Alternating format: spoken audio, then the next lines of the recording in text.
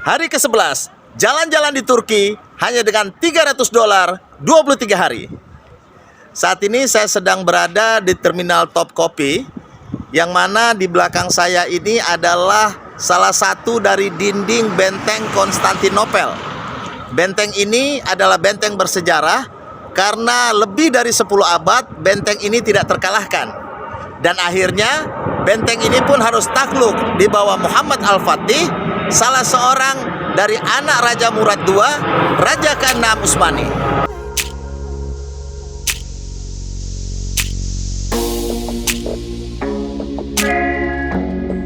Di dalam tembok inilah berada kota Konstantinopel yang saat ini berada di Istanbul, Turki.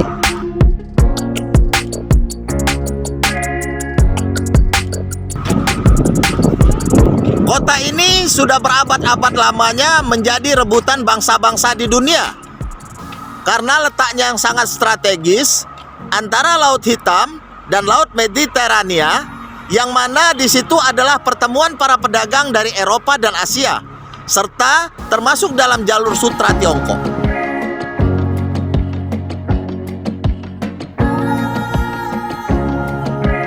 Tembok ini didirikan dalam rangka negeri ini menjadi ibu kota dari Romawi Timur.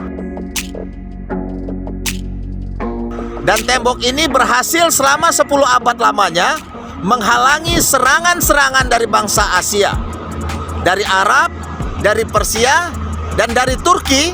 Mereka selama 10 abad tidak berhasil menaklukkan benteng ini. Benteng yang membentang 5,7 km dari utara ke selatan ini memiliki 9 gerbang utama di dalamnya.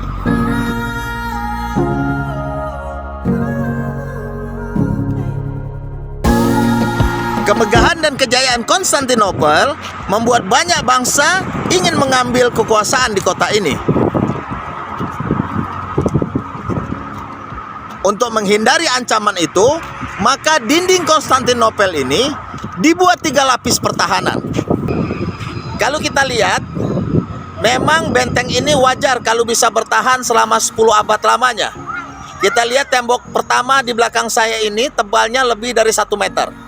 Sementara tembok ini di depannya adalah kanal buatan yang merupakan sungai yang dalamnya 6 meter dan lebarnya 20 meter.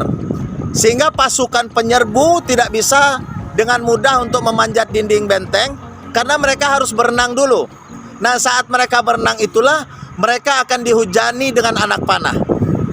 Kemudian kalau mereka berhasil menerobos tembok yang tebal ini, maka mereka pun harus menaiki tembok yang kedua yang tingginya lebih dari 6 meter. Kalau mereka berhasil menembus tembok yang kedua, mereka pun harus melawan pasukan yang berada dalam ketinggian 10 meter, di mana di situ bisa berjajar 4 baris pasukan tentara. Jadi memang benteng ini bisa bertahan selama 10 abad dengan teknologi yang canggih di zamannya. Kita lihat di belakang.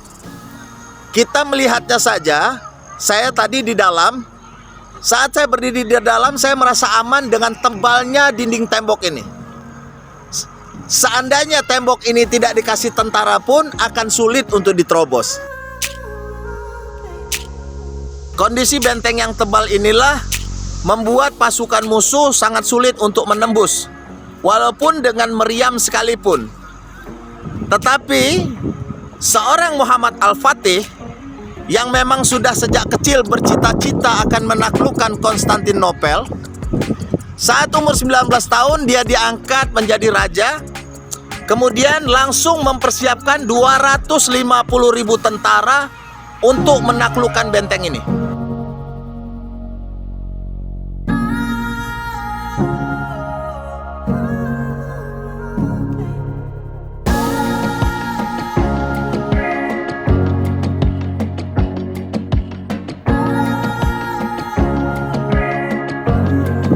Kalau kita kelilingi benteng ini, kelilingnya aja udah capek. Gimana membuatnya? Jadi memang ini adalah kerja keras daripada mereka itu.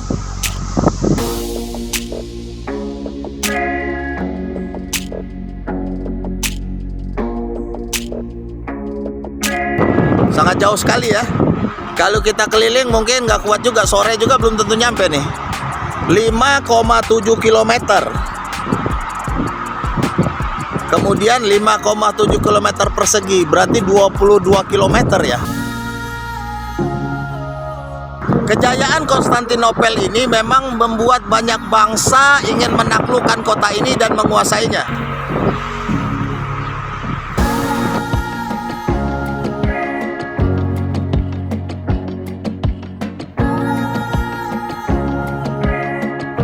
Konstantinopel ini memang sudah terkenal sejak lama. Bahkan dalam satu hadis yang terbukti kebenarannya, Nabi pernah bersabda, Konstantinopel akan ditaklukkan. Yang menaklukkannya saat itu adalah sebaik-baik pemimpin dan sebaik-baik tentara. Atas dasar hadis inilah Muhammad Al-Fatih kecil termotivasi karena gurunya selalu menceritakan perkara ini. Sehingga jika ditanya apa cita-citamu, cita-citaku adalah menaklukkan Konstantinopel. Di belakang saya ini adalah bagian luar dari benteng Konstantinopel. Dulu rumput yang hijau ini adalah kanal buatan yang lebarnya 20 meter dan dalam 6 meter, kemudian diisi air. Sumber airnya adalah dari dalam kota, melalui pipa, yang maksudnya adalah jika benteng ini dikelilingi oleh sungai, maka pasukan musuh yang akan menyerang, mereka harus menyeberang sungai dulu. Kuda-kuda mereka tidak akan bisa turun ke dalam kanal buatan itu. Sehingga pasukan-pasukan yang turun tadi dihantam dengan panah dari atas dan mereka tidak akan berhasil naik ke atas. Kita kembali lagi ke atas ya. Kejauhan, capek saya jalan. Nah, waktu menyerang benteng Konstantinopel ini, Muhammad Al-Fatih ini membagi pasukannya menjadi 3 titik penyerangan. Ada yang menyerang dari Adrianopolis, dari arah Eropa, kemudian dari arah Asia dan dari arah laut.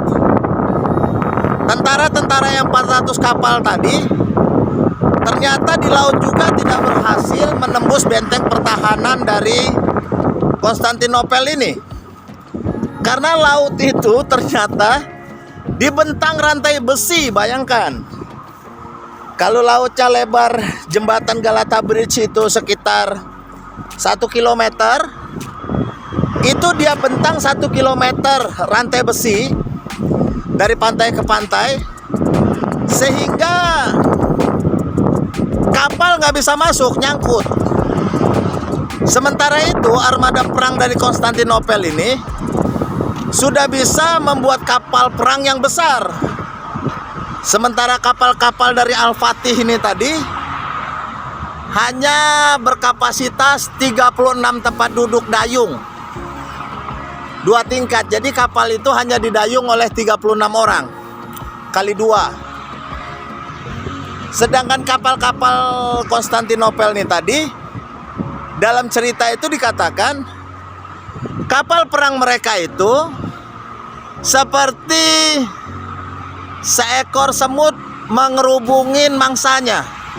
Begitu besarnya kapal daripada Konstantinopel ini, sehingga kapal-kapal perang orang Muslim ini kelihatan kecil-kecil. Tapi puncak dari keberhasilannya ini adalah kenekatan dan semangat dari Muhammad Al-Fatih yang mengatakan kepada anak buahnya, jangan kamu menyerah sebelum kamu mati mencobanya. Kemudian timbullah ide dari Muhammad Al-Fatih tadi.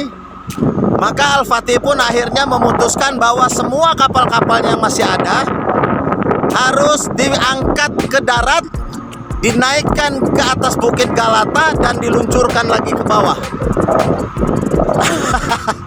Ini yang tidak terpikir oleh Raja Konstantin tadi. Sehingga mereka bilang ini ide gila. Kapal diangkat ke atas dan didorong lagi ke bawah. Itu di Galata Tower ada bukit. Jadi karena muara dari teluknya tadi dipasang rantai, kapalnya dinaikkan ke atas baru diturunkan. Akhirnya bisalah mendarat 27 kapal, dan ini adalah awal daripada kemenangan Muhammad Al-Fatih karena berhasil memecah konsentrasi dari pasukan Konstantinopel ini. Mereka diserang dari 3 arah.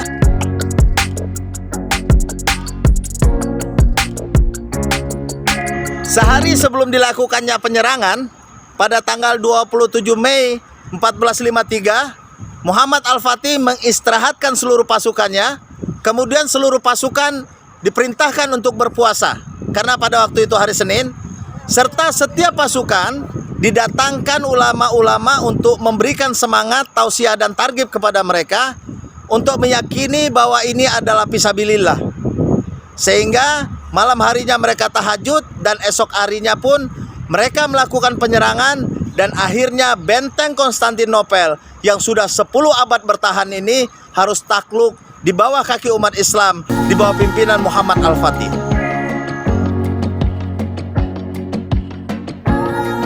Mengingat apa yang dilakukan Muhammad Al-Fatih ini, saya teringat kisah Umar bin Khattab.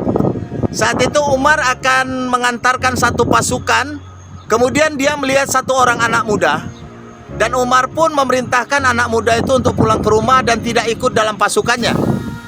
Kemudian setelah itu pasukan Umar bertanya, "Ya Amirul Mukminin, kenapa itu orang kau pulangkan? Kenapa tidak diizinkan untuk ikut dengan kami?"